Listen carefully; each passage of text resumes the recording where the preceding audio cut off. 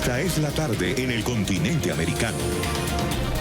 Cuando anochece en Europa y amanece en Asia, así cae la tarde en el continente americano y transcurre la noche y el amanecer en el resto del mundo. La tarde.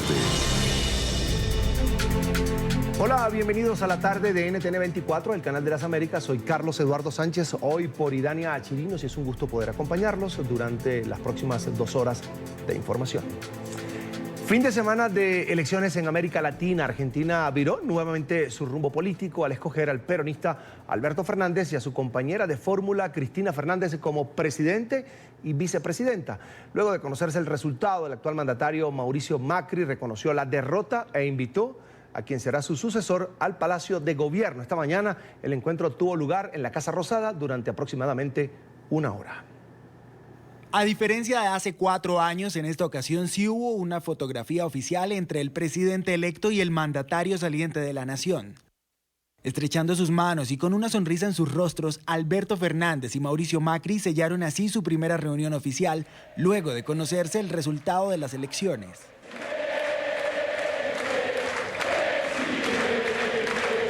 Ambos compartieron un desayuno en privado con el que iniciaron el proceso de transición.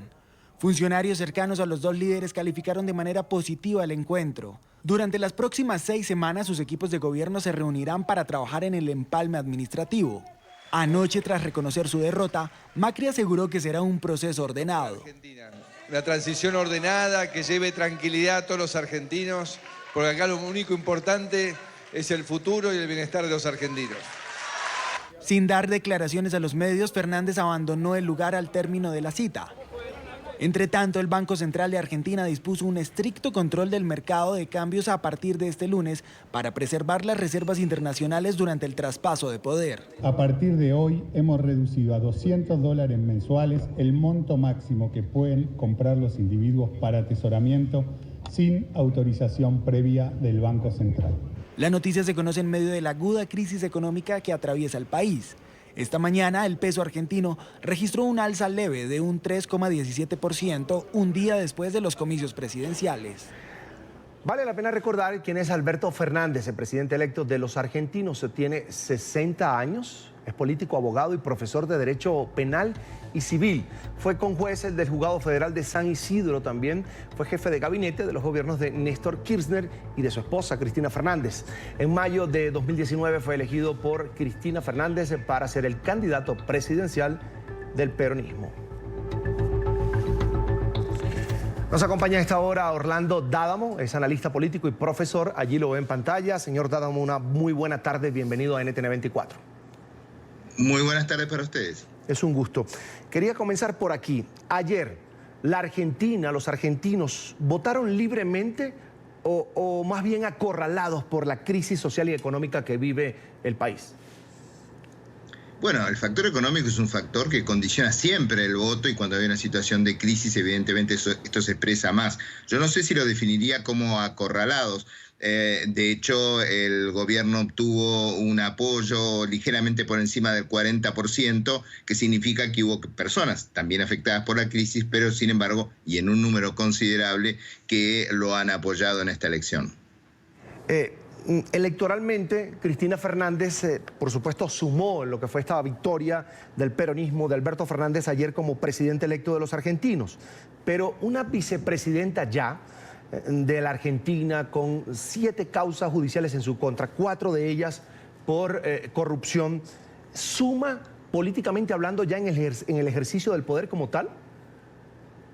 Bueno, yo diría, en el ejercicio del poder de los vicepresidentes en Argentina, por empezar, es muy relativo. Básicamente conducen las reuniones del Senado de la Nación y, por supuesto, en ausencia del presidente, y no hablemos en el caso de una ausencia definitiva del presidente por renuncia o por un problema de salud, ocupan ese lugar. Ahí es donde se vuelven importantes los vicepresidentes. Las causas yo supongo que seguirán su rumbo y se verá qué es lo que sucede dentro de la justicia. En algunas están muy avanzadas, otras no tanto. lo cierto es que al momento de votar, este no fue un factor que nunca, ni ahora ni antes, afectó al núcleo duro de los votantes del kirchnerismo que ella representa, que son aproximadamente un 30 y pico % de lo que sumó en el día de ayer Alberto Fernández. El resto es el peronismo más tradicional, el que existe siempre y que en Argentina siempre aproximadamente representa el 40%. Yo diría que lo más sorprendente quizás haya sido que se esperaba una victoria de una dimensión diferente y que el resultado deja a un país casi dividido en dos, porque si bien ha sido 48 a 40 y fracción, en realidad muchos de los que no entran en estos números, porque sacaron porcentajes pequeños, son teóricamente más votantes de Mauricio Macri que de Cristina Fernández, salvo un 2% que sacó un partido de ultraizquierda. Entonces, quizás las dos preguntas más serias que tenemos son, primero, ¿cómo se va a manejar una sociedad que ha quedado sumamente dividida? Y segundo, ¿qué va a hacer Alberto Fernández con la muy seria crisis económica que está heredando, ¿no?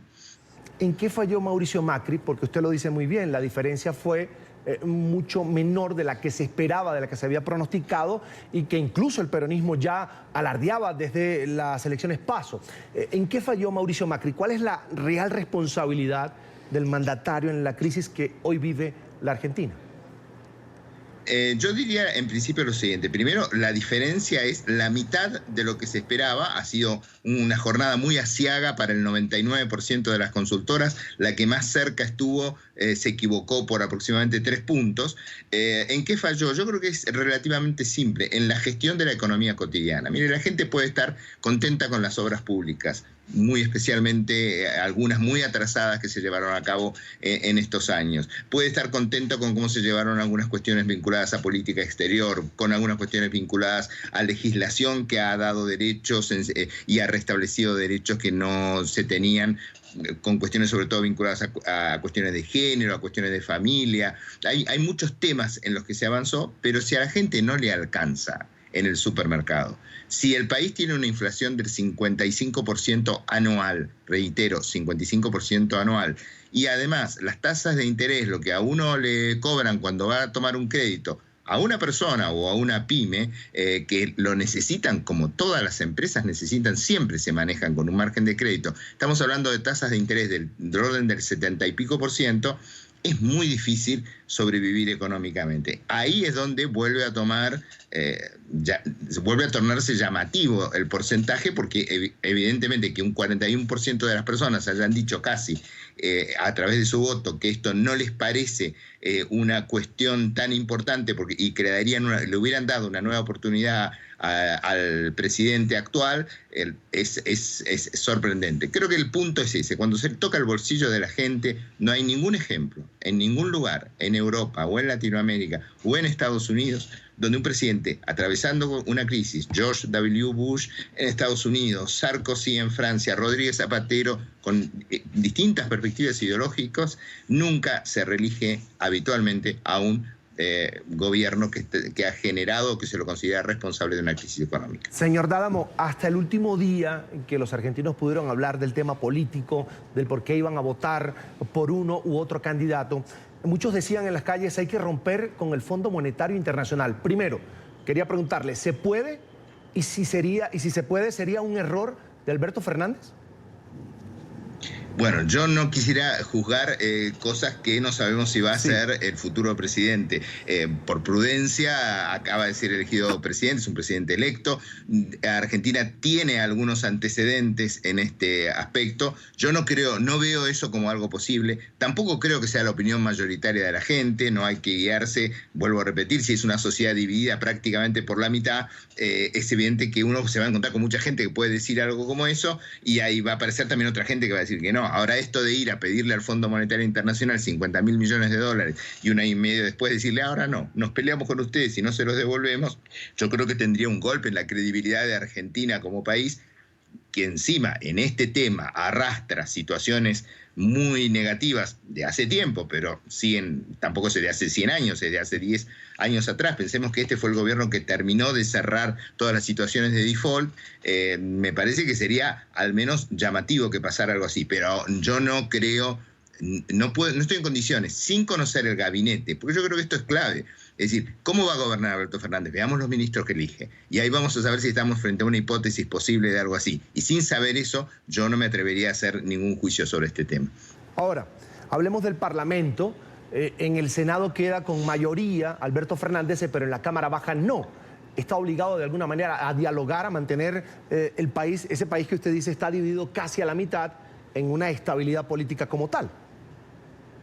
Exactamente. Yo creo que esa ha sido una de las grandes noticias de ayer, porque si la proyección de los resultados que daban las encuestas, la idea que tenían dentro del Frente de Todos, que es el nombre que ha tomado esta vez el peronismo para participar en la elección, era estar arriba del 50, 52, 54%, se llegó a decir, de los votos, hubiera habido un Congreso absolutamente favorable. El Senado nunca estuvo en manos del oficialismo del presidente Macri durante todo su mandato, así que en realidad sigue siendo la misma situación que ha habido desde 2015 hasta ahora. Ahora, en diputados van a estar absolutamente obligados todas las partes a negociar, si no, va a ser muy difícil sacar leyes. De la otra manera, hubiera sido sumamente expeditiva la gestión. En ese sentido, hemos tenido una sorpresa porque este porcentaje que ha obtenido, y que yo tengo la percepción, por lo que escuché ayer, por lo que vi ayer, que no ha sido del agrado del Frente de Todos el monto final de votos obtenidos y sobre todo el monto de diputados que se han obtenido, porque han sido todavía peor que a nivel presidencial en términos porcentuales. Yo creo que esto le ha generado una nueva dificultad a la que hay que sumarle, porque esto no hay que dejarlo de lado, que el Frente de Todos, muy hábil y estratégicamente desarrollado por Cristina Fernández de Kirchner, que fue capaz de dar un paso atrás, de no presentarse como candidata para evitar la erosión que su figura después de 8 años de gobierno podía traer, y poner a un político de un perfil mucho más dialogante y proclive a la negociación como Alberto Fernández. No obstante, tiene distintos sectores que no piensan igual. Cualquiera que haya visto en el día de ayer las declaraciones que hizo luego de conocidos los resultados el actual gobernador electo de la provincia de Buenos Aires y el tono en que las hizo, comparado con los de la misma Cristina Fernández y mucho más aún con los de Alberto Fernández, dice que él va a tener que administrar una enorme capacidad de negociación al interior del Congreso con fuerzas políticas opositoras y dentro de su propio espacio político con fuerzas políticas que tienen una percepción distinta de cómo se resuelven los problemas. Finalmente quería consultarle algo. La crisis venezolana, la estrategia regional de la que hacía parte el presidente, o la que hace parte todavía el presidente de Argentina, Mauricio Macri, contra el régimen de Nicolás Maduro, ¿cree usted que en algún momento llegó a desviarle el foco al mandatario de lo que realmente pasaba en casa, puertas adentro, en la Argentina, que tenía problemas económicos, sociales, políticos? Bueno, yo creo que la relación con Venezuela se va a modificar. No sé cuánto se va a modificar en términos verbales, que creo que se va a modificar mucho, y cuánto se va a modificar en temas prácticos. Yo igualmente diría que, habida cuenta de la cantidad de venezolanos que llegan todos los días a Argentina, se ve que debe ser bastante peor lo que hay en Venezuela, porque siguen llegando y encima, además, y por suerte y gracias a Dios, son muy bien recibidos. Evidentemente, las palabras que puedan decir desde el gobierno de Venezuela pierden un poco de sentido cuando uno ve la cantidad de venezolanos que se radican aquí. Ahora, si empieza un movimiento inverso y los argentinos huyen de las crisis y se radicaran en Venezuela, y quizás Maduro tendría razón. Dejando de lado eso, yo creo que va a haber en la expresión verbal un cambio muy importante, pero me cuesta pensar, no digo que es imposible, me cuesta pensar, quiero ser muy prudente, de que haya un cambio muy de fondo. Va a ser menos belicosa la actitud en los foros internacionales, como es la que ha mantenido el presidente Macri hasta ahora, pero no creo que en el fondo de la cuestión cambie mucho en lo práctico la actitud del país en política internacional hacia Venezuela. Bien, quiero agradecer a Orlando Dádamo, analista político y profesor, por haber compartido estos minutos con nosotros aquí en La Tarde. Señor Dádamo, como siempre es un gusto. Feliz tarde para usted. Gracias, feliz tarde para todos ustedes. Igualmente. La vicepresidenta electa de Argentina, Cristina Fernández, se manifestó sobre la situación precisamente de la región. Criticó a los gobiernos de Chile y Ecuador por las recientes protestas sociales y respaldó a Evo Morales, sobre quien recaen denuncias de fraude en las recientes elecciones en Bolivia. Lo que también ha pasado días atrás en la hermana República de Bolivia, de acá felicitamos Evo Morales, el nuevo presidente de Bolivia. Esto que pasó aquí en la Argentina, lo que vemos que ha sucedido en la hermana República de Chile, lo que pasó también hace poco tiempo en Ecuador, nos tiene que abrir la cabeza, no solamente a los dirigentes políticos, sino a todos los dirigentes sociales, empresariales, de la inviabilidad de modelos políticos y económicos basados en el ajuste permanente. Saludamos a esta hora a Jairo Libreros, analista permanente de NTN24. Como siempre, Jairo, es un gusto. Buenas tardes, bienvenido. Carlos, es un gusto estar contigo. Muy buenas tardes. ¿Escuchó con atención a Cristina Fernández? Claro que sí. Cuando Cristina Fernández se toma esta vocería en asuntos regionales, Jairo, tomando en cuenta que apenas fue electa vicepresidenta, ¿se empodera más de lo que debería? No, yo creo que ella está lo suficientemente empoderada, no solamente por lo que acabamos de ver, sino que el papel que ella va a jugar en el gobierno, yo no creo que vaya a ser precisamente la de una vicepresidenta discreta, con un papel muy limitado, desempeñando funciones que quizás, siguiendo la tradición de los sistemas presidencialistas, Carlos, tienen un manejo completamente diferente. Ella va a ser protagónica, va a tener un papel destacado, va a entrar en el corto plazo en confrontación con el señor presidente Alberto Fernández, y creo que esto ya es un anticipo de lo que viene. Difícilmente usted encontrará en democracia o en un perfil liberal democrático a una vicepresidenta con un papel tan protagónico. Quizás ella se siente presidenta y así actúa. Papel protagónico porque se trata de Cristina Fernández, porque en Claro. el papel lo que manda el cargo es mucho más reducido, nos lo explicaba el señor Dádamo hace algunos minutos. Así es, pero pues ella fue 2 veces presidenta, es una líder política, independientemente de la opinión que diferentes sectores en América Latina se hacen sobre ella. No se puede ocultar que ha sido una dirigente importante, efectiva, ocupó 2 veces la presidencia de la República. Desde ese punto de vista yo creo que es esperable que tenga un papel muy protagónico. Sin embargo, por la situación que se vive en Argentina y este tipo de declaraciones, yo creo que ella va a correr un poco más la cerca para tener mayor protagonismo. Jairo, con este nuevo cargo de Cristina Fernández, ¿de alguna manera se protege? Tiene 7 causas judiciales en su contra, 4 por corrupción. Claro que sí, pues hay un debate judicial no solamente en Argentina, sino en otros países donde ven que este tipo de situaciones, donde mandatarios, no importa el cargo que hayan ocupado, aprovechan las elecciones por sus altos niveles de popularidad o porque logran acceder nuevamente a un cargo.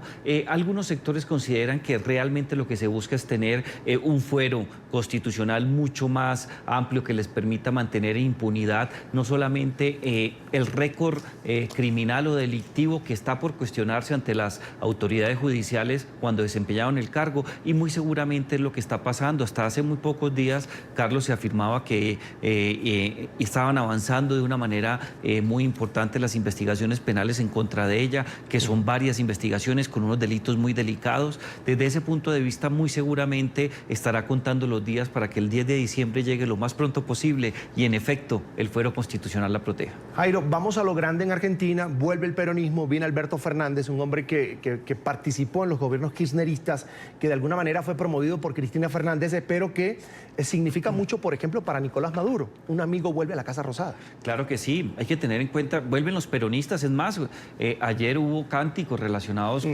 con una cantidad de historias relacionadas con el peronismo. Realmente es un justicialismo del ala de lo que fue el dúo K en su momento. Tanto Néstor como Cristina Fernández tuvieron un apoyo muy especial del señor presidente actual de los argentinos, o electo Alberto Fernández, y este regreso del peronismo genera mucha preocupación en otros sectores, algunos en América Latina, pero en Estados Unidos y en Europa igualmente piensan así. Se teme mucho de lo que puede ser un manejo económico responsable de un país que afronta situaciones muy críticas. Ya lo decía el analista que tenías inicialmente invitado, hay situaciones muy alarmantes relacionadas con los fondos que el Fondo Monetario Internacional ha estado negociando con ellos, con las obligaciones que se tienen que asumir. Hay una dificultad económica muy sensible, y desde ese punto de vista yo creo que hay mensajes que pueden ser contradictorios, por lo menos para los mercados nacionales y regionales. ¿El discurso de Alberto Fernández, Jairo, te parece populista o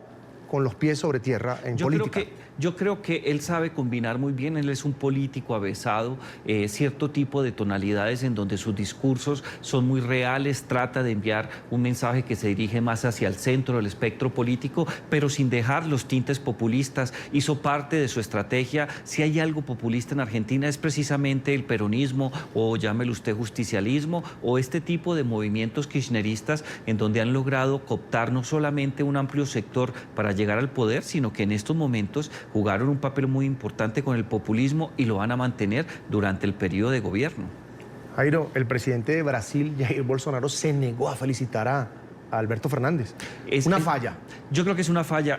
Ante todo, no solamente por el derecho internacional, sino de manera especial por la hermandad que une a los países en América Latina. Argentina y Brasil tienen una relación muy importante, son mercados que coinciden no solamente en la importancia y en el crecimiento del intercambio comercial, sino que son países destacados en la historia de América Latina. Jair Bolsonaro corresponde a una vertiente del ala opuesta en el término del espectro político, lo que representa el kirchnerismo, particularmente Alberto Fernández, por la elección de ayer.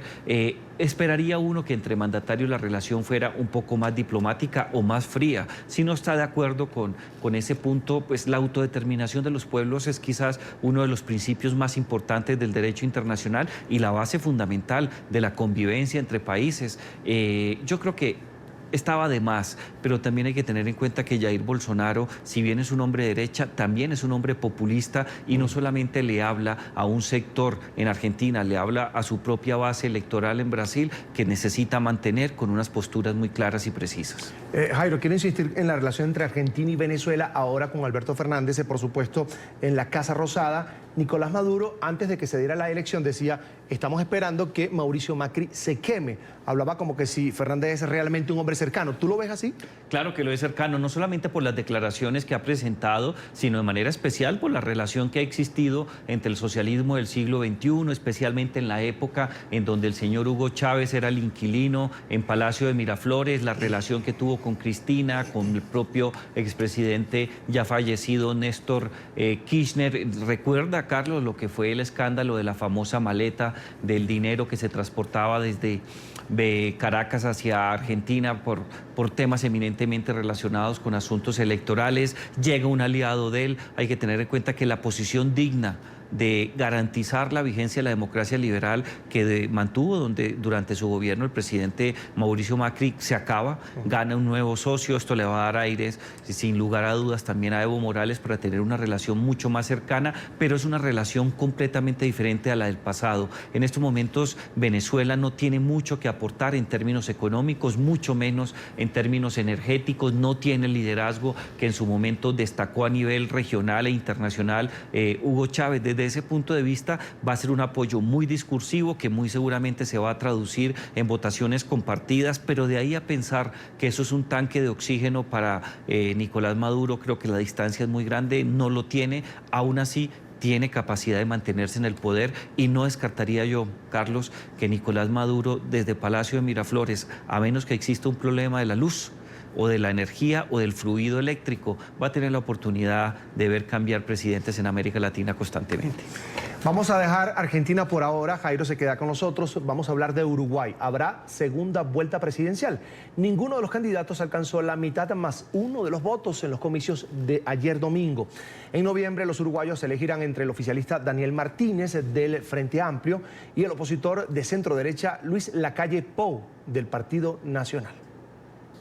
Será el 24 de noviembre cuando los uruguayos acudan nuevamente a las urnas para definir al próximo presidente del país. Con cerca del 100% escrutado, Daniel Martínez del partido de gobierno alcanzó el 40% de los votos. ¡Vamos a hacerlo mejor! ¡Vamos a hacerlo mejor! Ante sus seguidores, el candidato del Frente Amplio, en el poder desde hace casi 15 años, ratificó el liderazgo del movimiento.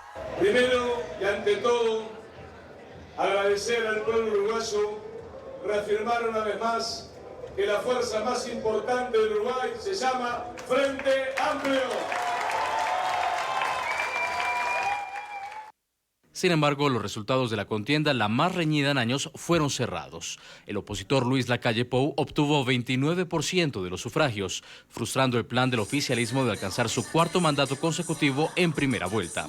En su discurso, Lacalle dijo que los uruguayos quieren un cambio. Porque nosotros no hicimos una campaña para ganar una elección. Nosotros hacemos una campaña porque queremos cambiar el país, tenemos el proyecto claro. Y eso puede tener ajustes, pero está profundamente basado en la coherencia y en la verdad. El hijo del expresidente Luis Alberto Lacalle parece contar con un panorama más favorable que Martínez, ya que los candidatos que quedaron en el tercer y cuarto lugar del Partido Colorado y Cabildo Abierto, respectivamente, anunciaron que respaldarán al opositor. Jairo, ¿se desgastó la izquierda en Uruguay, el Frente Amplio que tiene 15 años gobernando el país?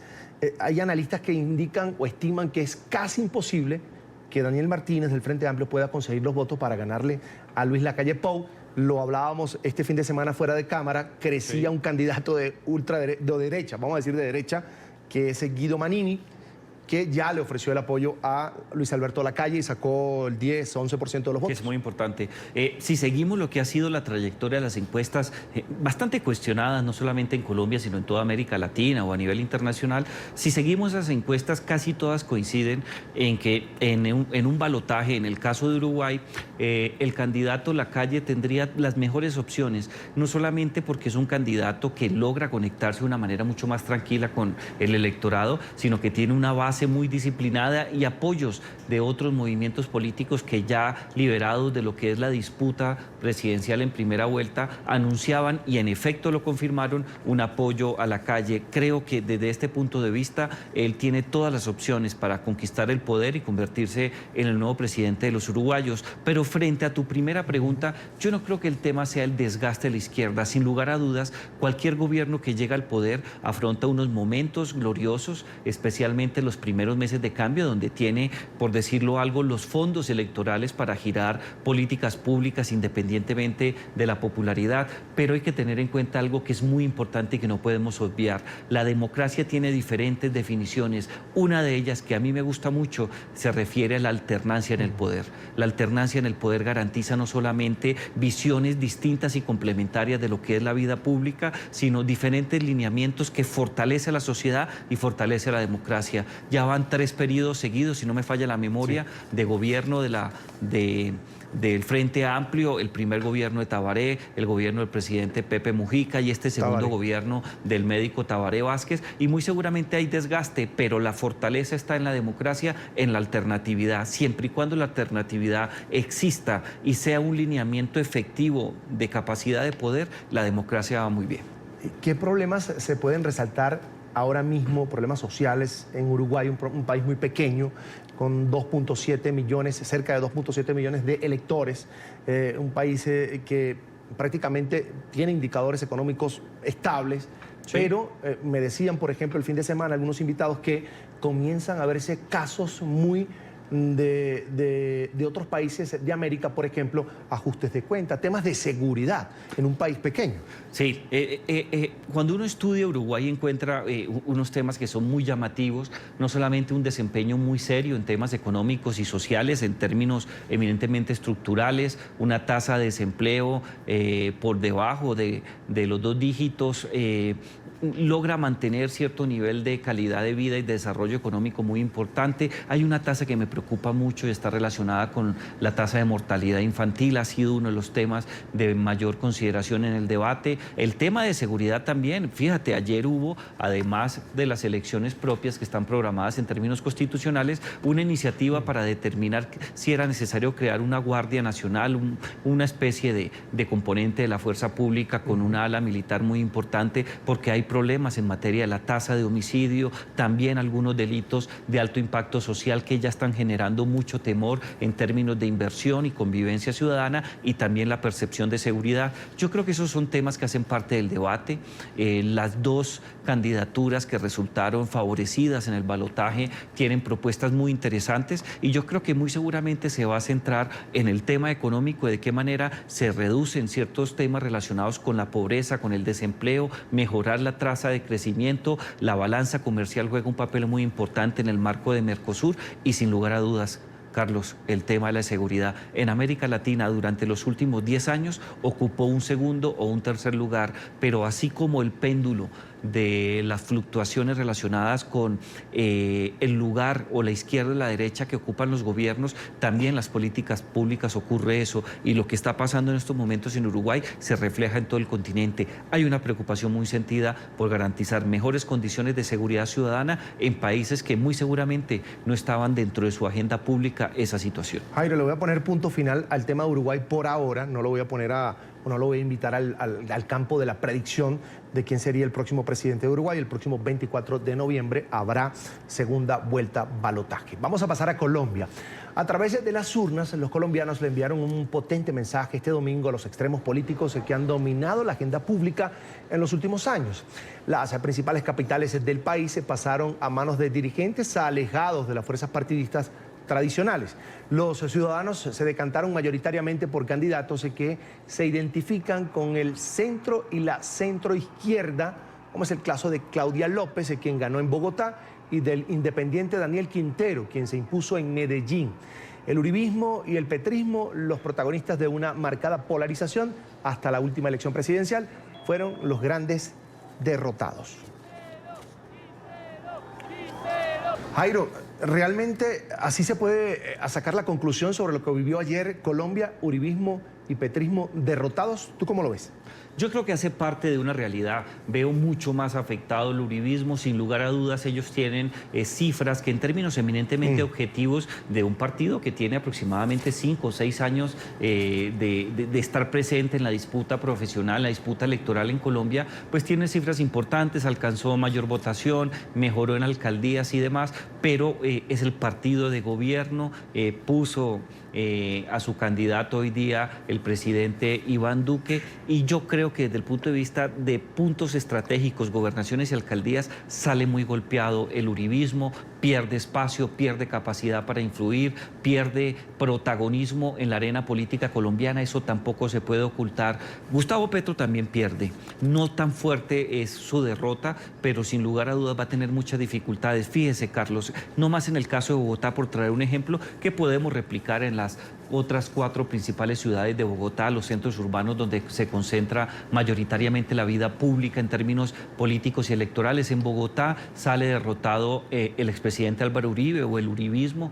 Creo que el uribismo es más importante que el centro democrático, así sea una afirmación dura, creo que se demuestra en estas elecciones. Sale derrotado su candidato Miguel Uribe, no logra una posición decorosa dentro del abanico final de los resultados, el 4º lugar, pero también Gustavo Petro queda en una situación crítica, su candidato Holman Morris queda en el 3er lugar. Si nos trasladamos a Cali, también, fíjese cómo es la vida, el uribismo y el petrismo salen muy golpeados, gana el Partido Verde, que es el mismo partido político de la señora Claudia López, la gran estrella en estos momentos de la política colombiana, un mensaje importante de renovación política, y lo de Medellín es desastroso para el uribismo, para el centro democrático. Daniel Quintero, yo no me atrevería a decir que es un hombre de izquierda, es un hombre mucho más de centro, que ha jugado un papel protagónico como militante de la paz, apoyó a Gustavo Petro en su momento a la presidencia de la República, pero sin tener una vinculación orgánica en términos programáticos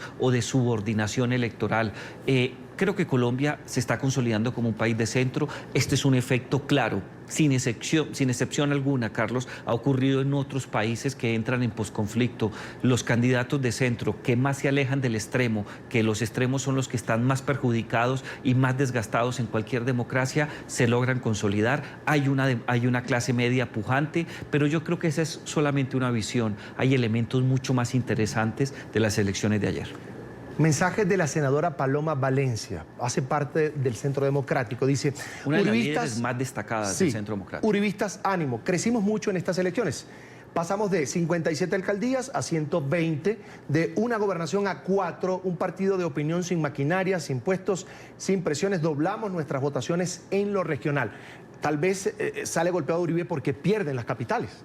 Sale golpeado Uribe porque pierde protagonismo y capacidad para influir, y el Centro Democrático va a tener dificultades. No empieza bien la carrera presidencial. Un paréntesis, esto ocurre en muchos países de América Latina, pero en Colombia se cierra una votación y al día inmediatamente siguiente empieza la nueva carrera electoral por las próximas justas, que en el caso colombiano van a ser en el 2022. Desde ese punto de vista pierde mucho Álvaro Uribe y el Centro Democrático, pero la senadora Palencia tiene mucha razón. La senadora Valencia no solamente ha demostrado tener un olfato político muy claro, sino que en cifras hay un avance importante, pero ese avance no es lo suficientemente importante para pensar en las próximas elecciones, y algo mucho más delicado, Carlos, en garantizar la mayoría para que el presidente Iván Duque tenga gobernabilidad y administre las políticas públicas. Y aquí va el mensaje del presidente o del expresidente Álvaro Uribe.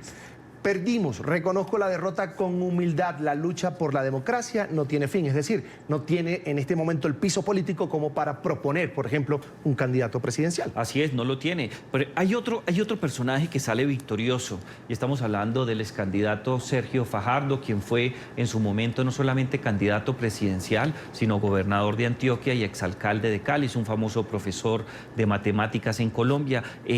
Tiene un apoyo muy importante. Su pupila, quien fuera su fórmula vicepresidencial, Claudia López, acaba de ganar las elecciones en Bogotá. Otro miembro de su partido, con algunas diferencias y dificultades, pero hace parte de su línea política, o por lo menos en términos de alianzas. Ospina en Cali gana las elecciones. En Medellín, si bien él no dio un apoyo directo a Daniel Quintero, hay que tener en cuenta que pueden establecerse unos lazos importantes. Él es el de los 3 candidatos el que mejor sale. Tener el apoyo de la alcaldesa de Bogotá es determinante. Se fortalece una figura que ni siquiera estaba en la contienda, que es el presidente Fajardo.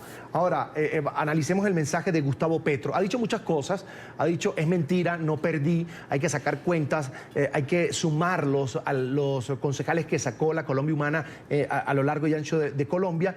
Pero ha dicho en un mensaje que ha fijado en Twitter, Jairo, con un video muy largo haciendo un análisis, que la Colombia Humana se puede construir ya.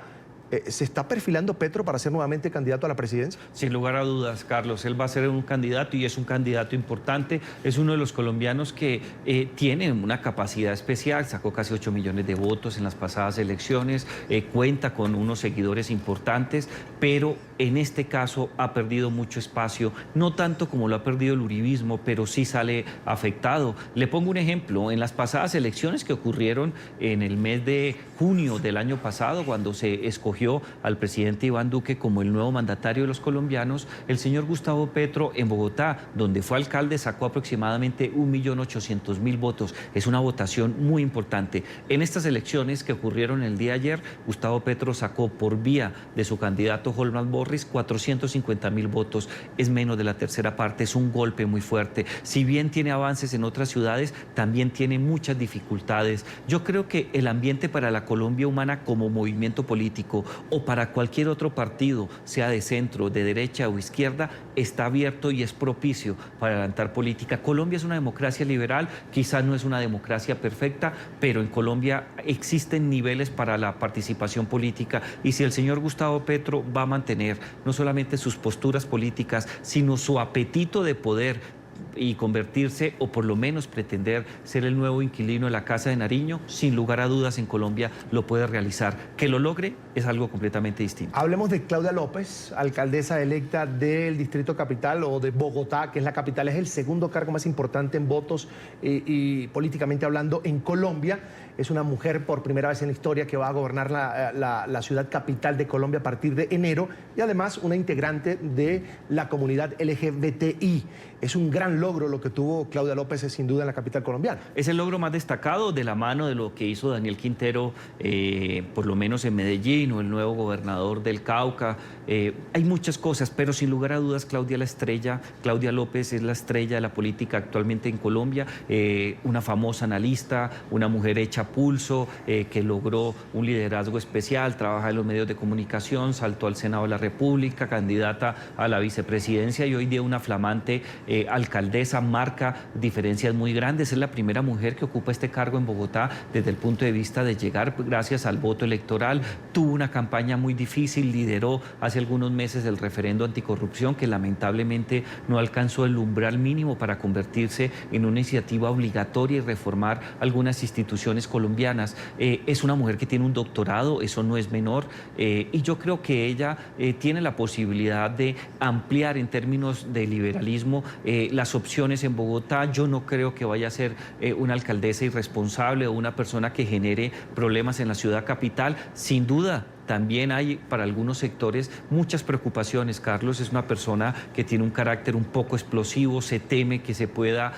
dar situaciones en donde las peleas en el Consejo Distrital o en otras esferas del gobierno nacional puedan llevar al traste diferentes iniciativas, pero acaba de ser elegida, es una estrella, va a haber Claudia López para mucho tiempo y sin lugar a dudas, Carlos, si le va muy bien como alcaldesa de Bogotá, no solamente los ciudadanos que habitan esa ciudad van a tener mejores condiciones de vida, sino que va a ser una candidata presidencial. Rápidamente, Jairo, hablemos de los retos principales que tú consideras que deberá enfrentar Claudia López, porque Bogotá es una capital complicada, con mucho territorio y con muchos habitantes que exigen además atención de sus gobernantes. Fíjate una cosa, hablábamos de Uruguay hace pocos segundos. En Uruguay 2.700.000 personas tienen la posibilidad de votar en Bogotá ayer. Mientras que en Uruguay se elegía, aquí en Bogotá participaron más de 3 millones de personas con su voto efectivo. Hay 3 temas que son muy preocupantes. El primero de ellos es garantizar la institucionalidad, es decir, mantener la capacidad institucional que en los últimos años se ha creado para administrar todas las políticas públicas, pero con un perfil muy liberal. Hace parte del debate en Bogotá. En segundo lugar, el tema de seguridad. Si bien la tasa de homicidios tiene un proceso de descender y acercarse mucho a un dígito, 9 homicidios por cada 100.000 habitantes.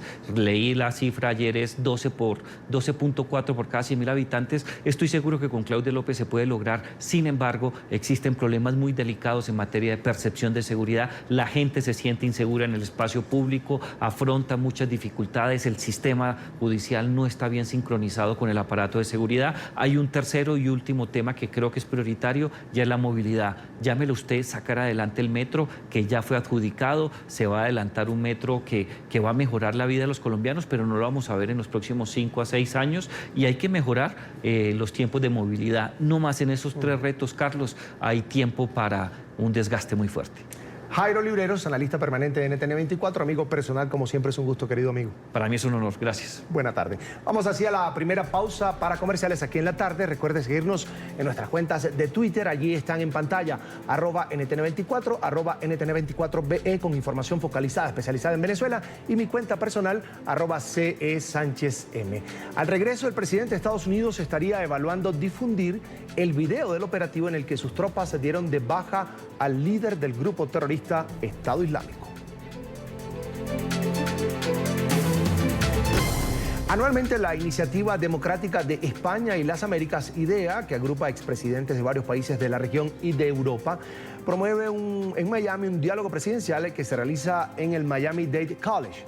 En esta oportunidad se dará mañana martes 29 de octubre. Y Dania Chirinos, nuestra directora de contenido, viajó al sur de la Florida y conversa con los protagonistas de la noticia. Y Dania, una muy buena tarde. Gracias, Carlos Eduardo. Previo a lo que va a ser ese diálogo de expresidentes el día de mañana, hoy tenemos la oportunidad de conversar con algunos de ellos. Osvaldo Hurtado, expresidente del Ecuador, está con nosotros la tarde de hoy. Presidente, bienvenido, gracias por acompañarnos. Encantado. Hay múltiples temas de los cuales podemos conversar, pero creo que hay algo puntual que ha creado una gran preocupación y sobre lo que se ha especulado mucho en los últimos días, y tiene que ver con las protestas que se han venido produciendo tanto en Ecuador como en Chile, para señalar 2 de ellas, y la penetración, la infiltración que este tipo de protestas han podido tener. ¿Para usted es creíble esta hipótesis? Para hablar del caso ecuatoriano que conozco más, hubo una protesta popular. A ninguna sociedad le gusta que le aumenten los precios, y menos el precio del transporte. Y el aumento o la eliminación de los subsidios traía consigo una elevación del precio del transporte. Pero otro sector de la sociedad tenía otros propósitos insurreccionales. Esto es liquidar el gobierno constitucional mediante el caos. Entonces, pues, se cometieron todo tipo de atentados, ¿no? Todo tipo de atropellos. Y uno tercero es la delincuencia, ¿no? Que en esa situación hace su agosto. Entonces, los delincuentes en una región del Ecuador limpiaron 18 supermercados. Me parece que esta división en los tres elementos de la revuelta popular de estos días en el Ecuador y Chile se parece. Se simplifica diciendo que las inequidades sociales, la mala distribución del ingreso. Bueno, Chile es el país que más ha avanzado en América Latina en la reducción de la pobreza, en el mejoramiento de la educación, de la salud y de todo lo demás. Sí. Es la primera economía de América Latina en relación con su número de habitantes. Y todo eso lo han conseguido gobiernos de diversas ideologías políticas. De tal manera que los resultados buenos de Chile son culpables, o mejor, son responsables todos los partidos políticos y también de los resultados malos que puede haber arrojado la política chilena. No es solo el gobierno que hoy está en ejercicio. Ahora, cuando usted habla de, o cuando usted dice insurreccionales, cuando se va más allá de la protesta, eso, por ejemplo, lo podemos extrapolar a Chile, donde hoy se está pidiendo la renuncia del presidente Piñera. Y uno se pregunta, ¿para qué? ¿Por qué? ¿Qué gana la democracia con eso? Bueno, el Ecuador tiene una larga experiencia en la renuncia forzada de presidentes, que en realidad fue destitución de presidentes, ¿no? ¿Por qué? Porque se amotinaban los quiteños. En el Ecuador los guayaquileños y en general los costeños nunca protestan o protestan débilmente. Las grandes manifestaciones, los grandes actos de violencia se producen en la capital de la República. Y eso es una minoría del Ecuador. A mí me parece que la estabilidad política lograda por Chile a lo largo de más de 20 años ha sido fundamental para el desarrollo de ese país, ¿no? Y que una ruptura a través de una asamblea constituyente o del reemplazo del presidente de la República solo traerá daños a esa etapa de prosperidad que avanza raudamente el pueblo chileno para bien de los ricos, para bien de la clase media y para bien de los pobres. Porque no hay mejor manera que reducir la pobreza que el crecimiento económico y la creación de empleos. Eso parece que no se entiende necesariamente en todos los sectores. Ahora, volviendo a las protestas, tanto en Ecuador como en Chile, presidente, el nivel de destrucción física es algo que uno no puede entender. El quemar la Contraloría, en el caso de Ecuador, el destruir las estaciones de metro, como ocurrió en Santiago, ¿tiene algún sentido? Bueno, la Contraloría en el Ecuador la quemaron los correístas con la complicidad del movimiento indígena para eliminar las pruebas de investigaciones que se realizan en la Contraloría referidas a los delitos de corrupción generalizados del gobierno de Correa con la connivencia del jefe de Estado de la época, del dictador o del presidente de la República, como quieras llamársele. En el caso de Chile me ha llamado la atención, porque incendiar estaciones de metro es incendiar cemento armado, incendiar hierro. Eso es muy difícil. Si no tiene usted pues, combustibles, explosivos, y eso significa pues una organización, una logística, una planificación que solo pueden hacer grupos políticos cuyo empeño es echar abajo el gobierno de Chile.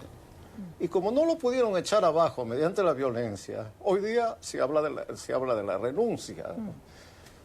¿Qué se busca, presidente Hurtado? ¿Qué se busca a nivel regional creando todo este caos? ¿Qué hay detrás? Bueno, ¿cuántos centenares de millones de dólares le va a costar a Chile la reparación de las estaciones de metro? ¿Cuántas decenas, quizás centenares de millones de dólares perdió el Ecuador como Estado y como sector privado durante los saqueos y la destrucción de bienes privados y bienes públicos? ¿Y todo eso para qué? Para un fracasado golpe de Estado en el caso del Ecuador.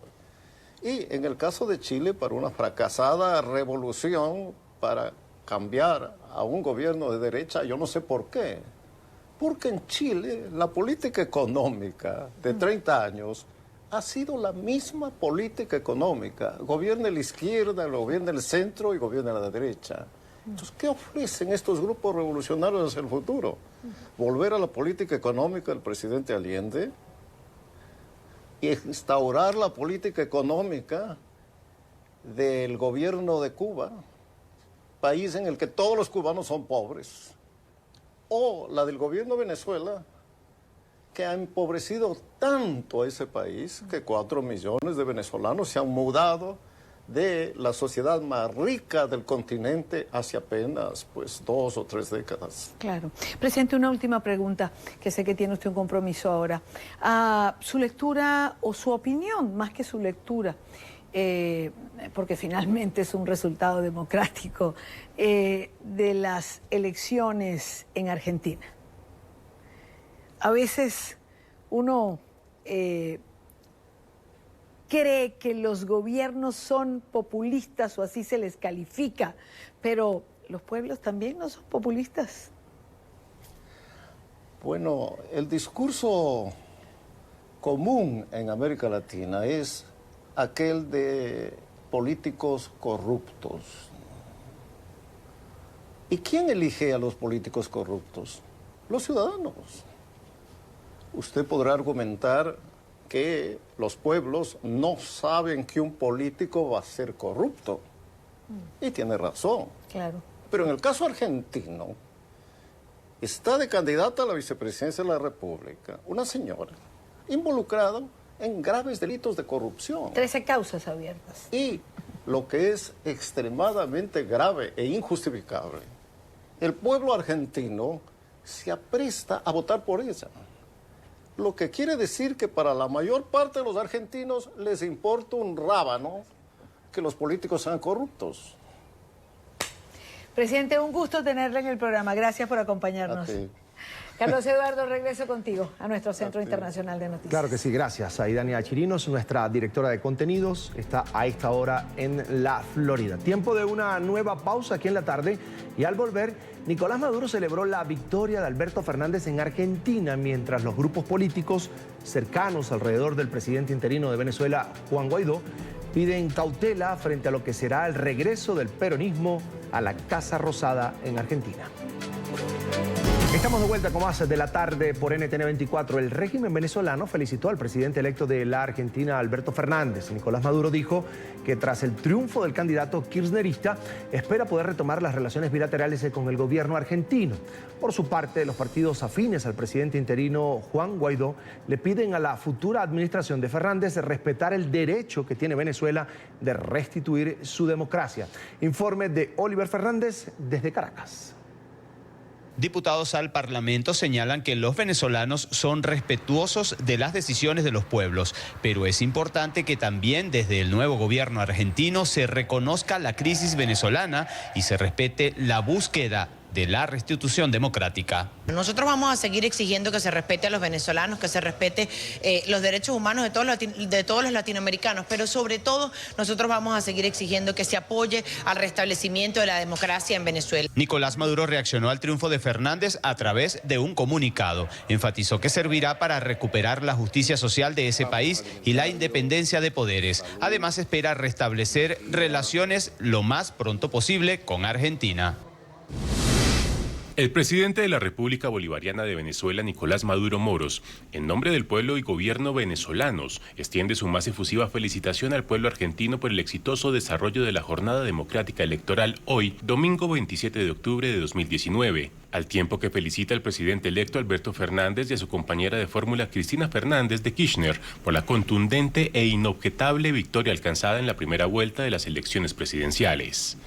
La diputada Manuela Bolívar indicó que el nuevo gobierno argentino debe entender la insistencia de los venezolanos de buscar elecciones libres. Y que esperamos que esto sea un compromiso de esta nueva administración, porque reiteramos, la crisis migratoria no es un asunto solo de un tema económico, es un asunto de carácter institucional y de vejación de los derechos establecidos en nuestra Constitución, por lo que es primordial que todos los países de la región que quieran tener una solución al tema migratorio venezolano entiendan que esto es teniendo Venezuela como primera en su agenda. El ciudadano común también respeta la decisión de los argentinos, sin embargo creen que no aprendieron del gran espejo que tienen en Venezuela. Y da tristeza que el pueblo argentino no haya leído, no se haya enterado, no haya preguntado, no se haya dateado de lo que está sucediendo en Venezuela. Ese es el espejo más grande que podían tener. Diputados a la Asamblea Nacional también le enviaron un mensaje de tranquilidad a los venezolanos que han huido hacia Argentina. Aseguran que son dos realidades distintas. Es la información que manejamos desde Caracas. Continúen con más de la tarde de NTN 24. Ya son las 6:10 de la tarde en la capital venezolana. Está con nosotros a esta hora Giovanna De Michele. Ahí está en pantalla, es internacionalista. Ya la veo en pantalla. Buena tarde, bienvenida como siempre a NTN 24. Gracias, buenas tardes, Carlos Eduardo. Gracias a ustedes por la llamada. Es un gusto. En medio de duros cuestionamientos, Evo Morales gana en Bolivia. Lo reeligen o se reeligen. Eso está en duda. Ahora, regresan los aliados a la Casa Rosada en Argentina a partir del próximo 10 de diciembre. ¿Otra bombona de oxígeno para el régimen de Maduro? Sí, sin lugar a dudas esto va a significar menos presión para Nicolás Maduro. Lo que no está todavía muy claro es si va a significar un apoyo incondicional desde la Casa Rosada al Palacio de Miraflores. Eso es lo que todavía está por verse. Recordemos que Alberto Fernández fue bastante, digamos, ambiguo en su posición con relación a Venezuela durante toda su campaña electoral. Hay una estrecha relación, sin lugar a dudas, entre él y Cristina Fernández, pero también hay profundas diferencias, ¿no? No olvidemos que Alberto Fernández fue inclusive un contrincante de Cristina Fernández antes de que fuera nominado como candidato por el peronismo. ¿Hasta dónde va a llegar esa lealtad? ¿Hasta dónde va a llegar ese compromiso? ¿Hasta dónde va a llegar el agradecimiento por haberlo llevado a la presidencia de Argentina? Esas son interrogantes para las cuales solamente el tiempo dará la respuesta. Es decir, no podemos decir en este momento que la causa democrática de Venezuela o por el retorno de la democracia a Venezuela ha perdido un aliado en Argentina. A ver, hay que esperar con qué tono viene. Sí, yo sí creo que la Venezuela opositora ha perdido un aliado. Lo que no estoy muy segura es que Nicolás Maduro haya recuperado un aliado incondicional. ¿Y por qué digo que la Venezuela opositora ha perdido un aliado? Porque evidentemente el respaldo que tuvo la Venezuela opositora en la figura de Mauricio Macri no la va a tener en la figura de Alberto Fernández. Probablemente Alberto Fernández se mantenga en una situación, digamos, ni tan cerca que se queme ni tan lejos que se hiele con relación a Venezuela, pero no va a asumir los compromisos de manera tan categórica como los asumió Mauricio Macri en el respaldo a la de Venezuela Democrática. Es más, la representación designada por Juan Guaidó ante la República de Argentina pues pierde completamente todo su sentido, no tiene ya ninguna razón de ser. Recordemos que las relaciones diplomáticas pasan por la necesaria reciprocidad en el reconocimiento de los gobiernos. Mientras no se reconozca a Juan Guaidó como el gobierno de Venezuela, pues tampoco se reconocerá a los representantes diplomáticos que él designe. Y ya eso de suyo significa una derrota importante para la Venezuela opositora. Prueba también para Alberto Fernández, digo, por toda la migración venezolana que se ha establecido en la Argentina y que hasta ahora ha tenido una mano tendida en el gobierno de Mauricio Macri. ¿Qué podemos esperar en ese punto de migración? Sí, ese es un punto sumamente neurálgico y sumamente delicado, ¿no? Lo correcto sería que Alberto Fernández siguiera suministrándole el apoyo a los venezolanos, porque evidentemente, más allá de la afinidad o cercanía que pueda haber desde el punto de vista ideológico entre Fernández y Maduro, existe una realidad en Venezuela que ha hecho que la gente busque una mejor calidad de vida, que la gente de alguna manera busque recuperar su calidad de vida. Y el apoyo que se le pueda dar a los venezolanos en el exterior no debería pasar por el tamiz político ni ideológico. Debería únicamente evaluarse en función de razones estrictamente humanitarias. Y por razones humanitarias debería seguir prestándose el apoyo a los venezolanos en Argentina. Ahora, se dice 2 gobiernos amigos, pero 2 países en crisis. ¿En qué se pueden ayudar más allá del discurso político como tal, en escenarios internacionales, además? Sí, en el hecho de no tener un voto en contra. El no tener un voto en contra en América Latina en estos momentos cuenta. En estos momentos Nicolás Maduro tiene la certeza de que no va a tener el voto en contra de Argentina a partir del 10 de diciembre. Va a seguir sin tener el voto en contra de Bolivia. No sabemos qué va a pasar con Uruguay, pero tampoco ha contado con el voto en contra de Uruguay. Si la situación persiste con el Frente Amplio en el poder en Uruguay, pues tampoco va a tener el voto en contra en Uruguay. Y de esa manera, aun cuando no vaya ganando apoyos en la región, tampoco va ganando, digamos, oposición, tampoco va ganando adversarios. Y yo creo que eso es importante para Nicolás Maduro. Ahora, señora De Michele, con la victoria, repito, cuestionada de Morales en Bolivia, con esta victoria de Alberto Fernández, de la mano, de alguna manera, de Cristina Fernández de Kirchner en la vicepresidencia, ¿se puede decir que el socialismo del siglo XXI sigue vivo, vigente en el continente? No, para nada, para nada, para nada. El socialismo del siglo XXI solamente se implementó en Venezuela y murió hace ya mucho tiempo. Fíjese que ninguna de las situaciones económicas, por muy grave que estén, por muy difíciles que estén en los otros países latinoamericanos, se parece a la venezolana. Argentina, a pesar de que tiene una grave crisis económica, no tiene destruido completamente su aparato productivo como sí ha sucedido en Venezuela. Argentina no depende de las importaciones para satisfacer las necesidades básicas de los argentinos, por muy grave que esté la situación económica. En el mismo Chile, a pesar de todas las revueltas, no tiene la situación económica que tiene Venezuela. Bolivia, a pesar de suscribir el discurso del socialismo del siglo XXI, tiene una situación socioeconómica completamente diferente a la venezolana. Yo creo que el único país en el cual efectivamente se aplicó el socialismo del siglo XXI tal como lo concebió Hugo Chávez en su momento fue Venezuela, y definitivamente aquí murió hace ya mucho rato. Hablemos, quiero aprovechar esta oportunidad para hablar y retornar al término que usé al principio. La causa democrática de Venezuela, del retorno, el rescate de la democracia en Venezuela, para muchos desde fuera de Venezuela se quedó como estancada. ¿Usted cómo la ve? Hablo del apoyo internacional, las gestiones que se hacen para que en Venezuela se dé, por supuesto, un cambio político o al menos unas elecciones libres, transparentes, vigiladas por observadores internacionales. Mire, yo creo que entre los varios errores que ha cometido parte del liderazgo opositor en Venezuela ha estado el de sembrar las expectativas acerca de la capacidad de la comunidad internacional para generar un cambio político en Venezuela. Yo creo que eso ha sido un grave error, porque ha hecho que el venezolano de alguna manera descargue sus responsabilidades en la comunidad internacional y no se active dentro del territorio venezolano para generar los cambios que requiere el país. Yo creo que todo lo que está sucediendo a nivel internacional evidencia que los cambios en Venezuela no van a venir desde fuera de nuestras fronteras, van a surgir desde dentro de nuestras fronteras, tienen que surgir dentro de nuestro territorio.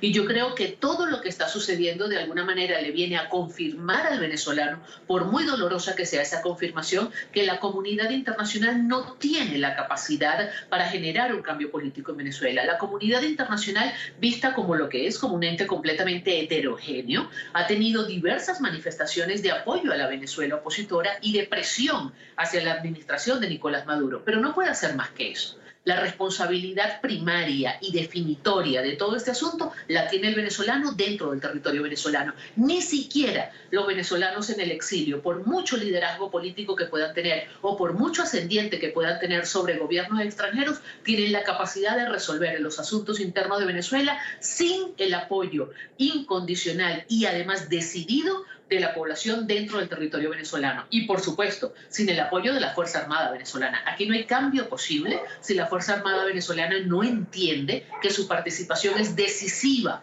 para rescatar la institucionalidad, la democracia, el respeto a los derechos humanos y, en definitiva, la calidad de vida de los venezolanos. Ahora, internamente, porque sé que está en Venezuela, ¿cómo ve la situación? ¿También estancada, como lo ven muchos venezolanos desde fuera y, por supuesto, en el ámbito internacional?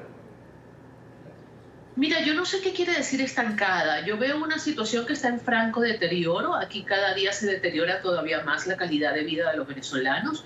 Aquí el acceso a la satisfacción de las necesidades básicas es cada vez más difícil. Los venezolanos nos hemos convertido todos en unos sobrevivientes. Todos sobrevivimos. Unos sobrevivimos a la precariedad del salario, otros sobreviven a la posibilidad de perder espacios políticos, otros sobreviven a los ataques del AMPA cada vez que salen a la calle, pero todos nos hemos convertido en sobrevivientes. Otros sobreviven a los problemas que presenta el sistema de salud en Venezuela. Los enfermos crónicos, por ejemplo, son los que más conocen de cerca lo que significa vivir en una condición de absoluta y total supervivencia en Venezuela. Cuando tú tienes una sociedad conformada en su totalidad, porque aquí no se salva nadie, de sobrevivientes, difícilmente es una sociedad que se puede articular para tratar de alcanzar un objetivo distinto al de garantizarse la vida. Y digo totalidad de la población venezolana porque inclusive los que están en mejor situación económica aún son sobrevivientes, porque muchos de ellos están tratando de resguardar espacios de participación, de resguardar espacios políticos, de resguardar espacios de influencia económica, de resguardar espacios en medios de comunicación. Todo el mundo de alguna manera está tratando de preservar algo y en líneas generales todos estamos tratando de preservar la vida. Cuando una persona siente que su vida, su supervivencia corre peligro, definitivamente no tiene capacidad ni fuerza ni tiempo para pensar en ningún otro objetivo que no sea la supervivencia misma. Ahora, sí, entiendo, me habla de la situación del país. Yo hablaba también del rol de los dirigentes políticos, si se había mantenido estancada la presión que de alguna manera estaban ejerciendo para que se diera ese cambio político en el país. Yo creo que no se ha visto estancada. Aquí todos los días hay declaraciones, hay movimientos, hay acciones, hay algún tipo de manifestación, por muy pequeña que sea. Todos los días hay un liderazgo en la Venezuela opositora que está trabajando arduamente y sin descanso, pero hay otro liderazgo también en la Venezuela opositora que no tiene muy claros cuáles son sus objetivos y que de alguna manera generan interferencias en el trabajo que otros pudieran estar haciendo. Por ejemplo, cuando se le exige a Juan Guaidó que solicite una intervención militar extranjera, a conciencia de que esa no es la vía para que se genere una intervención militar extranjera, que la intervención militar extranjera no está previsto que se genere en Venezuela bajo ninguna circunstancia por parte de los Estados Unidos, lo único que se está haciendo es mermando el liderazgo que indiscutiblemente tiene Juan Guaidó en la oposición. A eso me refiero. Mientras unos avanzan por una parte, otros tratan de ponerle, como ustedes dicen en Colombia, un palo a la rueda, ¿no? De alguna manera tratan de obstaculizar el avance de quienes de alguna forma están haciendo su trabajo. Pero yo insisto, aquí no hay nada que pueda hacer la población venezolana ni el liderazgo opositor si no se logra definitivamente el apoyo incondicional de la Fuerza Armada para el rescate de la democracia en Venezuela. Esto, y vuelvo al tema de mientras Argentina. eso no se logre, siempre parecerá que estamos estancados. Vuelvo al tema internacional y al tema Argentina-Venezuela con este nuevo gobierno que arranca el próximo 10 de diciembre. Un presidente que durante la campaña dijo, bueno, Nicolás Maduro, el régimen de Venezuela, es un régimen autoritario, pero no es una dictadura. ¿Usted qué análisis hace de una posición como esa, por ejemplo? Una posición sumamente ambigua, que es la misma posición que mantuvo a lo largo de toda su campaña presidencial. Yo creo que él durante la campaña, él tenía muchísimas limitaciones para mostrarse tal cual es. Esperemos al 10 de diciembre para conocer verdaderamente qué tan autónomo es Alberto Fernández en el ejercicio de sus funciones como presidente de la República. No olvidemos que él llega a la presidencia y posteriormente a la presidencia porque así lo decidió Cristina Fernández. De otra manera, Alberto Fernández ni siquiera hubiera podido ser candidato presidencial. En consecuencia, durante toda la campaña, él de alguna manera tenía que satisfacer lo que Cristina Fernández esperaba escuchar. Y eso fue precisamente lo que le dio la inmensa ambigüedad que pudimos observar a lo largo de la campaña. Esperemos a ver el 10 de diciembre para conocer al verdadero Alberto Fernández y ahí podremos volver a conversar si usted lo desea y tratar de ser un poco más precisos en las respuestas. Mientras tanto, cualquier cosa que se diga será mera especulación. Así es, hay que esperar el tono con el que viene el gobierno de Alberto Fernández a partir del 10 de diciembre en la Argentina. Es Giovanna De Michele, internacionalista venezolana. Como siempre es un gusto escuchar sus opiniones. Buena tarde. Gracias. Gracias, buenas tardes. Gracias. Hasta pronto. En Venezuela las esperanzas de curarse de niños con afecciones oncológicas se desvanecen. Este lunes, al menos 40 pequeños no recibieron sus tratamientos en el hospital Luis Racetti, uno de los principales de la ciudad de Caracas, debido a que el único equipo de quimioterapia que tienen se dañó. Las autoridades del hospital no les indican a los padres cuál será la solución, se limitan solo a sugerirles que trasladen a sus hijos a otros centros de salud. Luis Alejandro Laya tiene el reporte. Hola, buenas tardes. En Venezuela al menos 40 niños dejaron de recibir tratamiento oncológico este lunes, luego de que uno de los principales hospitales de la ciudad de Caracas perdiera una de las máquinas para realizar este tratamiento. El oncológico Luis Racetti está prácticamente paralizado. Los padres tienen miedo de ver morir a sus hijos. Es triste. Aquí donde estoy, no sé qué va a pasar con mi hija. Le pido a Dios Todopoderoso que meta su mano, ¿qué te puedo decir? O sea, ya no sé ya ni qué hacer. Georgia Ley es la madre de Yorbelis, una pequeña que es paciente oncológico del hospital Luis Racetti en la ciudad de Caracas. Apenas cumplió 5 años el sábado y este lunes se enteró que no podrá recibir su quimioterapia porque la máquina se dañó. Tiene miedo de que la condición de su hija siga empeorando. Tiene metástasis en sus pulmones y necesita con urgencia el tratamiento. ¿Cómo se le explica a un niño? ¿Cómo se le ve la cara a un niño sabiendo que su vida está en riesgo? Si supieran en realidad cómo hace uno para sacar una sonrisa a diario para ellos. Cuando mi niña me dice, me estoy curando. Y yo sé que la realidad es otra. Al menos 40 niños se han visto afectados por la paralización de este servicio. Otra de ellas es Yurmeli. Tiene 12 años y desde hace 11 pelea con un cáncer. Perdió la vista y lo único que quiere es no morir por la falta de tratamiento. Bueno, yo quiero estudiar y quiero ser alguien en la vida. Así no vea, pero yo quiero ser alguien para defenderme yo sola. Cuando mi abuelita no esté, yo pueda defenderme sola. Yurmeli es oriunda del occidente del país, el estado Trujillo. Vino con su abuela a Caracas hace 3 meses porque en su región no había especialistas que la atendieran. En Caracas se repite la situación. Una operación que debería ser gratuita le cuesta 28 millones de bolívares, unos $1.300, porque los hospitales no tienen cómo realizarla. Que amerita un cirujano plástico. Y acá en el oncológico no lo hay y tampoco está funcionando el quirófano. Tiene muchos años no estar funcionando. Otra madre que viajó desde lejos para buscar una cura es Carla. Vino con su pequeño desde el estado Bolívar. Al llegar, se enteró de la paralización del servicio. Su hijo ya perdió un ojo y no puede esperar mucho más. Tengo un nudo aquí en la garganta porque imagínense, yo no tengo aquí dónde quedarme. A veces tengo que pagar. ¿De dónde saco? ¿Cómo hago? Las madres están desesperadas, no piden dinero, no quieren algo banal, sino salvar la vida de sus hijos. De solo pensar en la posibilidad de que mueran, aseguran estar aterradas. De verdad, no quiero ni pensarlo. Eso nos atemora mucho a todas. Han indicado que continuarán en la calle protestando hasta que se dé una solución. También acudirán ante la Asamblea Nacional para denunciar esta situación. Exigen que haya algún tipo de respuesta, pues sus hijos cada hora que pasan sin este tratamiento es un tiempo menos de vida. Desde Caracas, Venezuela, para la tarde de NTN 24, Luis Alejandro Laya. Gracias, Luis. Buena tarde para ti, por supuesto, en Caracas. La Agencia de la ONU para los Refugiados, en alianza con la Unión Europea, celebran este lunes y martes en Bruselas la Conferencia Internacional de Solidaridad que busca recaudar fondos para enfrentar el éxodo venezolano. El propósito del encuentro es movilizar recursos hacia los países que reciben a miles de migrantes venezolanos que huyen del régimen de Nicolás Maduro. Anthony Belchi nos envió el siguiente informe desde Bélgica.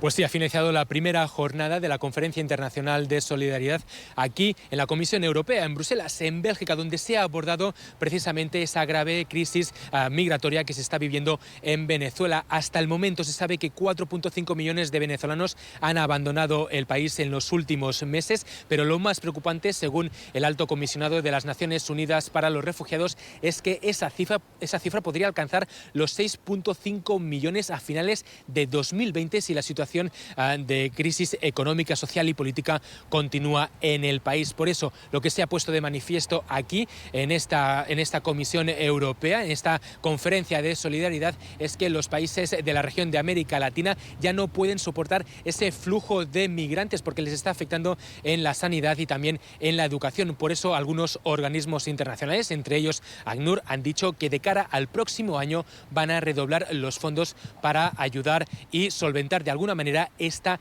crisis en Venezuela. Anthony Belchi, Voz de América, desde Bruselas para NTN 24.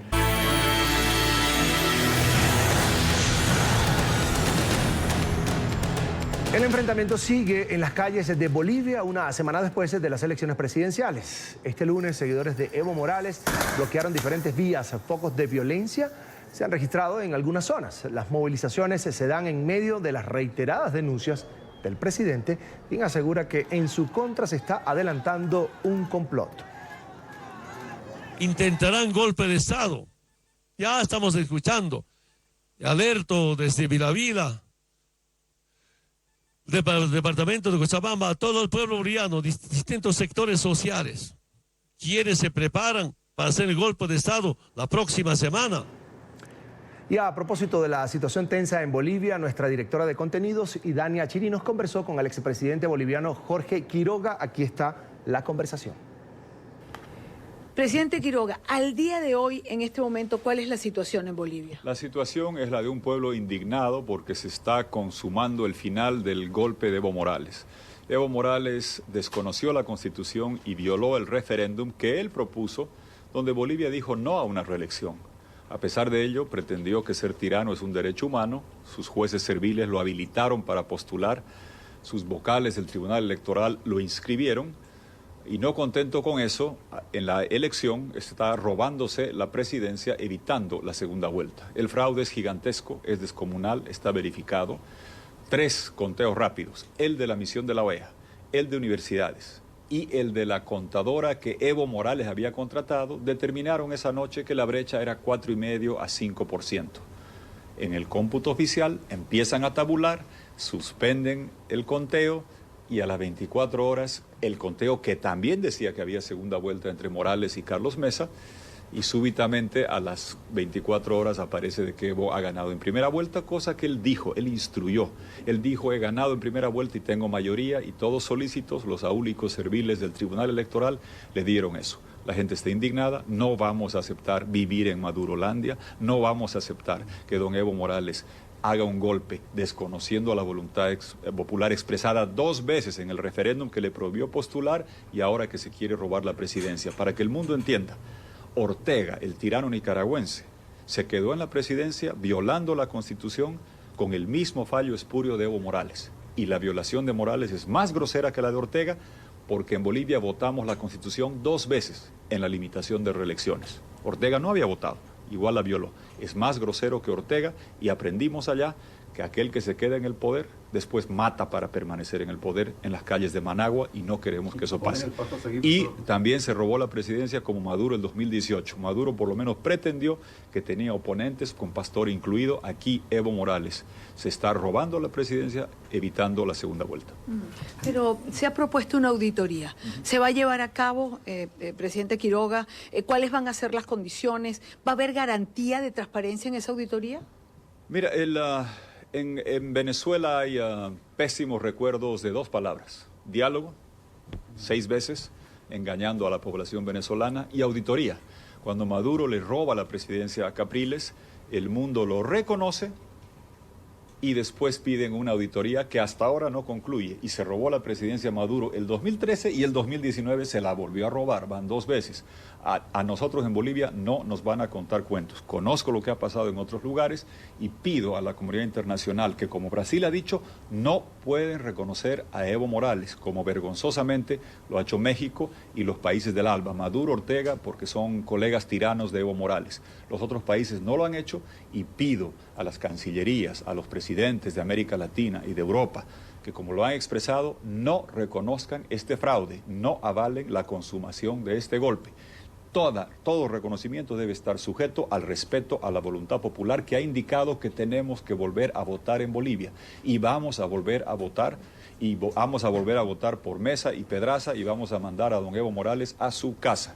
La comunidad internacional debe dejar claro que no reconocen este fraude y que exigen que se revise el fraude que está documentado ampliamente, no solamente por las denuncias que llueven, sino por ingenieros informáticos como don Edgar Villegas, que han mostrado con su equipo este fraude gigantesco. Entonces a la comunidad internacional les pedimos, solo pueden reconocer aquello que emane de la voluntad popular expresada de forma transparente. La OEA se ha comprometido a hacer una auditoría, debe ser vinculante, debe ser integral, debe ser completa y el pueblo boliviano va a seguir movilizado porque en enero del próximo año queremos Carlos Mesa presidente y don Evo que escoja si se va a La Habana o se va a La Cana, que es la cárcel en Bolivia. Vamos a cambiar de tema. La administración de Donald Trump anunció nuevas medidas contra el régimen de Cuba que incluyen la suspensión de todos los vuelos comerciales a la isla, excepto los que se dirigen a la capital, a La Habana. Las reacciones de las aerolíneas afectadas y también de los viajeros las tiene nuestra periodista en Miami, Paola Serna. Paola, buena tarde.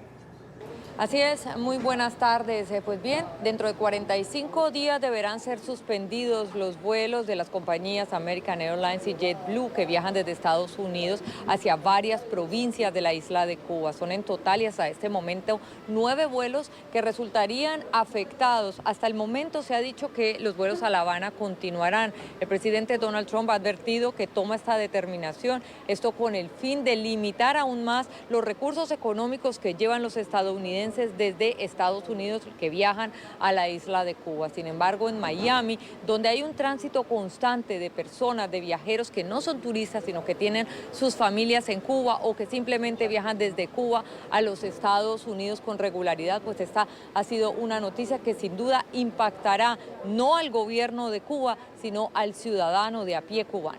Para mí no sería bueno, porque aquí hay muchas personas que queremos ir a nuestro país por X motivo, ¿me entiendes? Y va a ser muy poco, no va a dar abasto para tantas personas que vemos. Porque vamos a pasar más trabajo, porque nos quitaron los vuelos de Holguín, o nos van a quitar los de Holguín, los de Santiago, y nosotros vivimos en Santiago, en Holguín, en la parte oriental, y es una cosa que nos hace gastar más, pasar más trabajo, se nos dificulta el transporte allá, y nosotros lo que venimos aquí es a visitar a la familia, a ver cómo están. Ahora vinimos nosotros y nos pasamos 21 días y estamos contentos porque nos sentimos contentos en todo el trato aquí en el aeropuerto, pero si nos quitan esos vuelos, sí nos embarcamos. 9 vuelos. No sé mucho de política y de verdad que no quiero meterme en nada de eso, pero eso yo lo veo muy equivocado porque eso no solo afecta a la gente de Santiago y aparte de todo Oriente, sino también a la gente de La Habana, porque no todo el mundo es de La Habana. Pero bueno. Y mucha gente no viaja en turismo, mucha gente viajan porque tienen sus familias allá, ¿es así? Sí, en caso mío, yo tengo mi familia allá y si van a afectar a todo el mundo, imagínense. ¿Pero qué podemos hacer? Las compañías aéreas American Airlines y JetBlue reaccionaron al anuncio realizado por el presidente Donald Trump y esto dijeron al respecto. Estamos revisando el anuncio del viernes con referencia a los servicios a todos los aeropuertos de Cuba, exceptuando La Habana. Seguiremos cumpliendo con la ley federal, trabajando con la administración y actualizando nuestras políticas y procedimientos con respecto a los vuelos a Cuba, como se requiere. Planeamos operar en completa conformidad con la nueva política sobre los servicios aéreos programados entre Estados Unidos y Cuba. Estamos empezando a trabajar con nuestros socios comerciales y del gobierno para entender el impacto completo de este cambio a nuestros clientes y operaciones en Camagüey, Holguín y Santa Clara. Según fuentes de agencias, el Departamento de Transporte de los Estados Unidos estará anunciando próximamente la suspensión de los vuelos de American Airlines y JetBlue hacia las provincias de Holguín, Santa Clara y también hacia ciudades del centro de la isla de Cuba, que tendrán hasta este mes de diciembre para realizar dichos vuelos. Es la información desde Miami, Paola Serna para NTN 24. Gracias, Paola. Hasta pronto. Buena tarde. Y el anhelo por construir una vida permanente en Estados Unidos se sigue vivo para miles de jóvenes indocumentados amparados por el beneficio migratorio conocido como DACA. Un grupo de ellos está recorriendo a pie la distancia entre Nueva York y la ciudad de Washington con el objetivo de ser parte de las audiencias del próximo 12 de noviembre en las que se definirá el futuro de la acción diferida para inmigrantes en menores de edad. El reporte lo tiene a esta hora en Nueva York Alejandro Rincón. Alejandro. Hola, feliz tarde para todos. Un grupo de 30 partió desde la ciudad de Nueva York el pasado fin de semana. Al llegar el tercer día de esta caminata hacia la capital de los Estados Unidos, se encuentran cruzando por el estado de Nueva Jersey. Han sido recibidos temporalmente para descansar en templos santuario, iglesias que habitualmente acogen a la población inmigrante indocumentada. Estos templos han sido los principales aliados en esta jornada de 18 días que es extenuante y suele complicarse en casos como, por ejemplo, cuando las condiciones atmosféricas no son favorables. Por ejemplo, en el transcurso del domingo tuvieron que superar difíciles momentos por cuenta de la lluvia. Sin embargo, estos jóvenes han recurrido a una interesante estrategia que queremos compartir con ustedes. Mientras marchan, cantan. Abre tus ojos, puño hacia arriba, que paren deportaciones, queremos justicia. Música para alegrar el espíritu y para dar aliento a esta extenuante jornada que, al menos por ahora, transcurre sin algún tipo de novedad. NTN 24 habló con una de las personas que está allí participando de esta caminata, quien nos envió el siguiente testimonio sobre lo que significa para ellos hacer parte de esta movilización. Queremos mandar un mensaje muy grande de que este es nuestro hogar. Es una marcha de 18 días, empezó el octubre 26 hasta el noviembre 12, que es el día en que la Suprema Corte va a escuchar el caso de DACA. Como Ricardo, a quienes ustedes acaban de escuchar, son por lo menos 700,000 jóvenes a través de los Estados Unidos quienes sienten que ahora mismo su futuro en los Estados Unidos pende prácticamente de un hilo a raíz de la decisión de la administración Trump de poner fin al alivio migratorio implementado en el año 2012 por una acción ejecutiva del presidente Barack Obama y que ahora está en manos de la Corte Suprema de Justicia del país. Más de la mitad de las personas que están registradas con DACA son menores de la edad de 25, son estudiantes, están trabajando y, produciendo para nuestra economía. Entonces, del público queremos el reconocimiento que estas personas, estos individuos tienen valor en nuestras comunidades y que nosotros los queremos proteger para que se puedan mantener en este país. La atención de la Unión Americana volverá a centrarse en su Corte Suprema de Justicia el próximo 12 de noviembre, cuando se espera que sean escuchados los argumentos alrededor de esta causa. Entre tanto, organizaciones defensoras de los inmigrantes desde todo el país planean estar allí en ese tribunal, así como estos jóvenes que van caminando hacia la capital. El objetivo es reclamar a esta máxima instancia de justicia que dé una oportunidad a estos menores que fueron traídos al país solo cuando eran pequeños niños para que continúen construyendo una vida en la Unión Americana. Es todo lo que tenemos para ustedes por ahora. Continúen con más en la tarde. Gracias, Alejandro Rincón, nuestro periodista en la Gran Manzana. Estados Unidos extendió por un año más el estatus de protección temporal o TPS para los salvadoreños. Así lo anunciaron el presidente Nayib Bukele y el embajador de la Unión Americana, Ronald Johnson. Bukele solicitó en septiembre a su homólogo Donald Trump que ampliara el plazo para los más de 190,000 salvadoreños que viven en Estados Unidos desde 2001 y trabajan amparados bajo esa condición. Hoy en Washington, D.C., firmamos un acuerdo que extiende el TPS para los salvadoreños que están en los Estados Unidos por un año más. Esto es un reconocimiento de los logros y buen trabajo del gobierno del presidente Nayib Bukele. Con esto, varios tomadores de decisión tendrán tiempo adicional para buscar una solución permanente. Seguiremos trabajando lado a lado para construir un El Salvador más próspero y mejor para todos.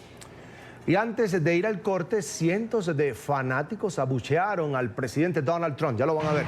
El mandatario estuvo en el quinto juego de la Serie Mundial disputado anoche en la capital de los Estados Unidos. Se encontraba en un palco de los niveles bajos acompañado por su esposa.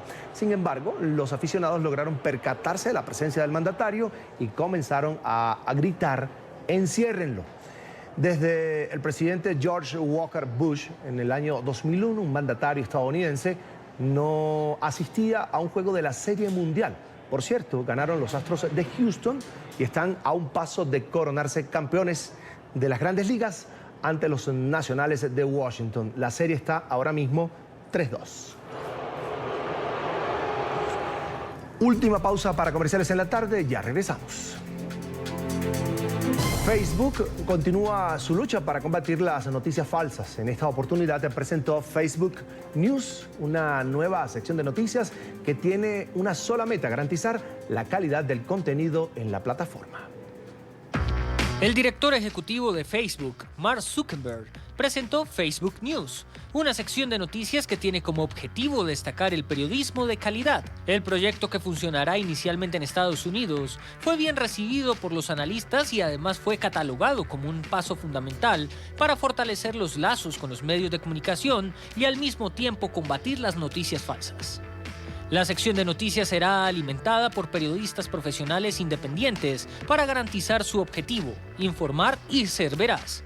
Y esta será la primera vez que haya un espacio dedicado a una aplicación que esté enfocado en periodismo de alta calidad para curar todas las cosas que hay allí.